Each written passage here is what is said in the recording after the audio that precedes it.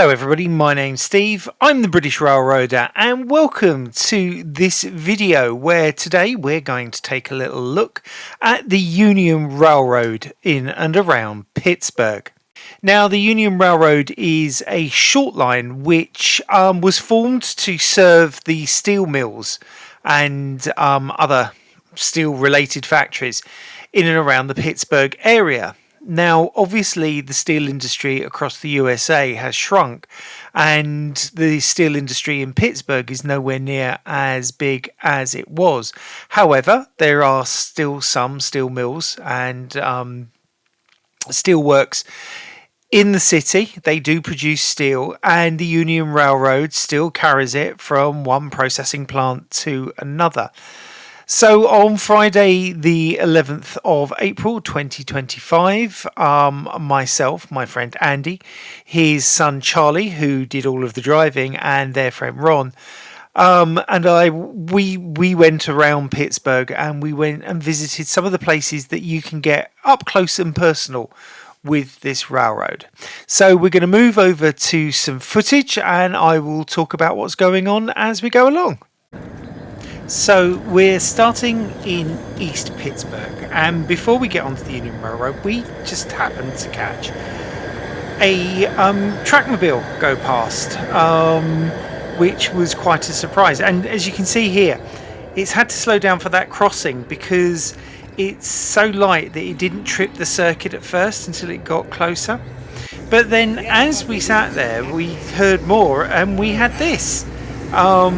This digger going across the rails, which was quite a bit of a surprise. And I just love the way it's honking its horn just as it goes over the crossing. Now, we kind of relocated a little bit because before the Union Railroad trains were due to come through,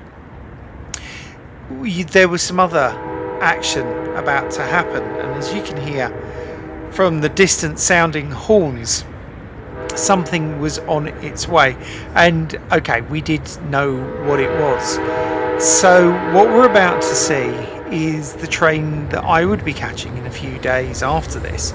This is the eastbound Pennsylvania, I think it's Amtrak train number 42, heading to New York with its P42 at the head. It's Amfleet cars, and there was a Viewliner baggage car right at the beginning. On this line there are 2 passenger trains a day, one going east, one going west. We managed to see the eastbound one, which I was quite pleased about.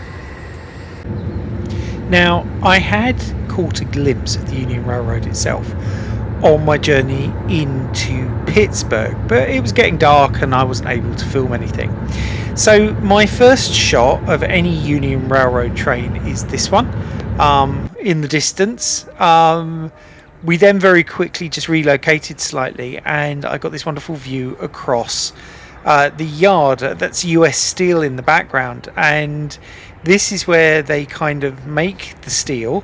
And the train that you can see backing up the incline is a train load of hot ingots, I'm going to say, hot ingots of steel that have come out of the foundry, whatever you want to call it, foundry, factory. I don't know the terminology. I'm sure somebody will be able to correct me on this one.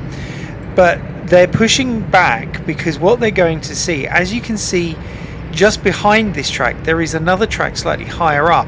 So they're going to push back and then they'll come forward, cross over a switch and go onto that higher track. Now, their trains are quite long, and I think we've established that most American trains are quite long, but these steel trains are very, very long and exceptionally heavy. We haven't got to see the locos yet, but when you do, you'll notice how many of them there are. And they're not big locos. We're talking relatively small locos here. The Union Railroad predominantly uses MP15DCs. Now, the MP15 series locomotives are road switchers, so they are designed to do proper road work and not just switching, but they're used in multiple by the Union Railroad, as we kind of saw in that clip earlier on, so that they can just do lash ups to move the trains that they've got. Now, as you can see, this train is going on and on and on, and I think each car is carrying about 8, maybe 10 ingots of steel. So here we've got 3 MP15s, and apologies for the blurriness while I focus, but what you can see on there is flashing strobe lights. Now, these locomotives are equipped for remote control working. That means that we're not talking multiple unit working here like you would see with other locos, though I'm sure they can work in traditional multiple unit, but they can be controlled by somebody, not even in the locomotive, with a remote control pack which is normally slung around their neck. Now, given this reverse move, it is always possible that the operator of these locos is at the moment in that caboose that was at the end, and the Union Railroad quite often uses cabooses for these backwards forwards shove moves, so that they can have somebody on the rear, probably got someone in the engines as well, ready to take over and then drive the train the other way. Now, we relocated slightly for this, and were able to get up onto the embankment. Again, apologies there for the slight shifting focus. And this is what really amazes me about railways in America, is how close you can get to them. There was stairs going up the embankment, and we just climbed the stairs, and it was Charlie that led me up there, so it's his fault. But we stood right by the tracks as these locos were going past, and it is just so amazing for me to get so close to these locos. There you go, there's me trying to get a decent shot and getting the stairs in. But these little locos are really powerful. Now, I'm going to do a video about the MP15s, because the MP15s aren't just used here at the Union Railroad, they're used around the USA and various railroads. But there are 2 versions, the DC and the AC, and obviously the Long Island Railroad and the New York Atlantic use the MP15 AC. So I think maybe we've got a little video coming our way. Now, as this train went past, and again it's another long run working very slowly as it goes up the other gradient, I felt I could feel some warmth coming from them. Because these are, I'm not saying they're red hot, but they are near as damn it red hot, and they were being moved very, very slowly, and they're being taken to be rolled out, so they will still need to have some heat in them. But we'll take a little closer look at this train in a moment.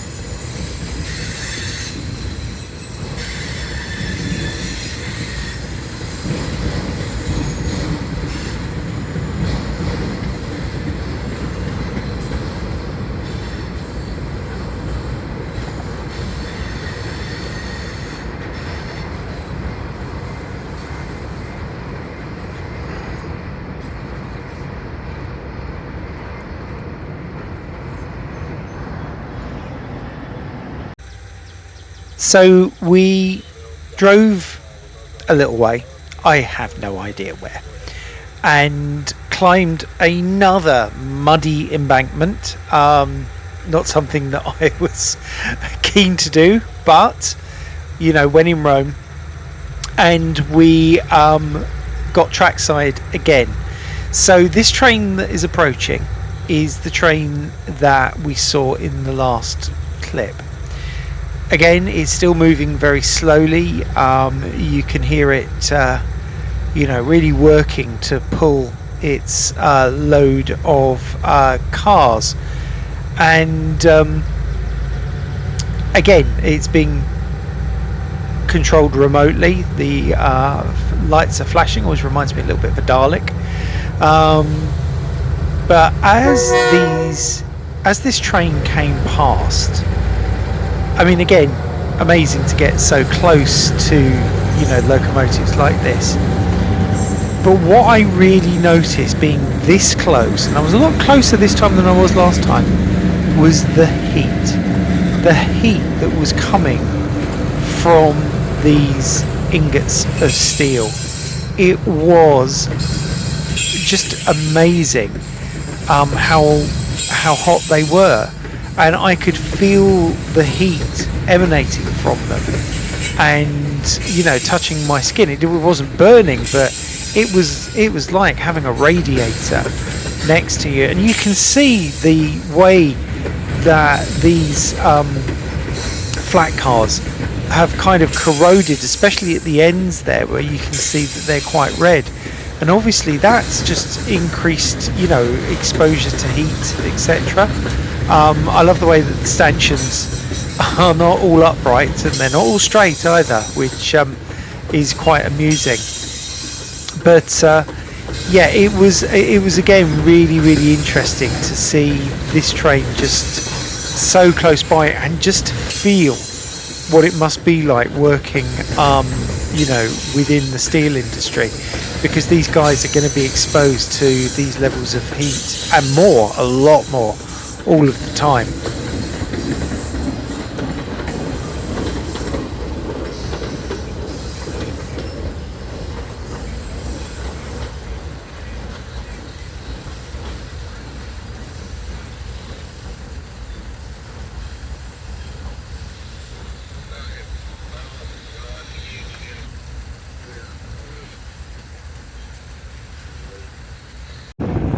So we then moved again.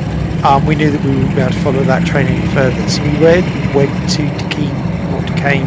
I never can pronounce it right, but we went to Duquesne Yard, and this is one of the Union Railroad's classification yards. And as you can see, we've got a train here bringing in a number of cars ready for classification, and it's a very slow process, as you can see. There's lots of stopping and starting, and but it's interesting just to see all of the cars that are there, and also the fact that some of them still have markings on from railroads that are long gone. Whilst we were here, I saw cars marked up for Conrail. At the front here you can see a covered hopper which says the word Southern on it. Now obviously it was, you know, this was the only train that we saw here, and because we were travelling further on, we didn't necessarily stay to watch the whole train being switched, but it was just nice to see, you know, this kind of classification yard and see a train being brought in and being prepared to be switched about, you know, cars cut into other consists, etc, etc. A lot of coil cars here, but then what would you expect from a steel railroad? Now, whilst not part of the Union Railroad, but certainly part of the steel industry, we did catch this switcher inside one of the factories, basically moving these huge tanks of molten steel. You can see the heat that is coming out of the top of these tankers. It was an amazing sight to see. I'm really pleased that we caught this, and I know Charlie was pleased that we saw it as well, because it's one of those things that you don't always catch when you go out on a day like this.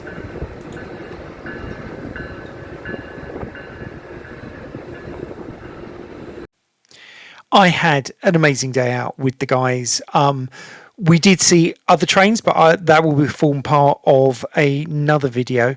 And we did find a loco on a plinth, as you can see. Well, in fact, not even on a plinth. It was just plonked on the grass outside some offices. Obviously, somebody wanted a loco outside their offices, so they put this old switcher there. But even that was nice to see.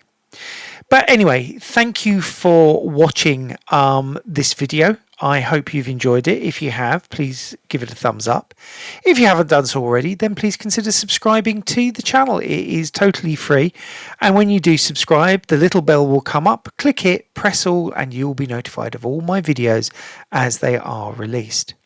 If you have any comments or questions, then feel free to either post them below, or you can email me on this email address just here. I'm also available on all of these social media sites, though admittedly I don't use Blue Sky as much as I should do. Slapped hands. But if you want to follow me, join me, contact me, etc., then feel free to do it via these. But that's it from me. Thank you for watching. My name's Steve. I'm the British Railroader. And I'm saying bye-bye from this video. Bye-bye.